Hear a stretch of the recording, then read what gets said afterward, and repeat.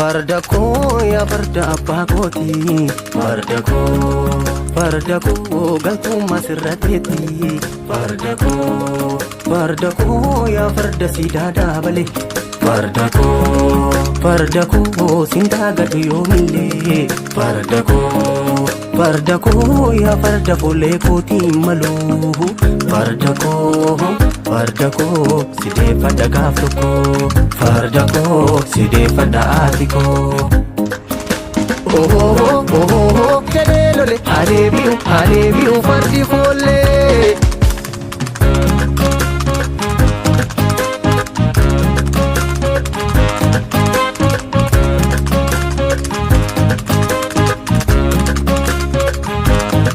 Fardako finfinnirraan garmaamii natti kootu boora koo maaliinsi sakaalanii na obsite mee'atu Fardako baaleen gubbaa garmaamii natti kootu Fardako harargarraan garmaamii lafti keetu Fardako wallaggarraan garmaamii ambos biyya baakeeti Fardako maaliinsi sakaalanii na obsite mee'ati deebi'uu qaba foollee koo fardi suni seenaa keenya awwaalanii hin barbaanne nu jijjiirraa farda harreeni diigamuu qaba siidaanii wayyoo gubaakoo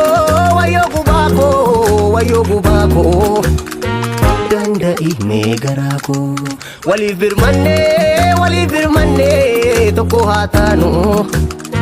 mee tokkummaa lammii koo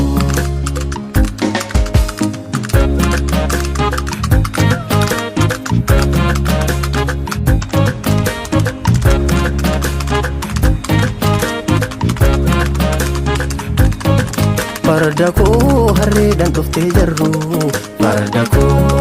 Fardako kan beekni mee haa baru Fardako didii finqilee kootu Fardako harreema dhuftee haa galtu Fardako si fuudhabee haa ceeku Fardako sideeffanna gaaf tokko deebi'uu qaba foollee koo fardi suni seenaa keenya awwaalanii hin barbaannu nu jijjiirraa farda harreeni diigamuu qaba siidaanii wayyoo gubaakoo danda'i mee garaa koo waliif birmannee tokko haa taanu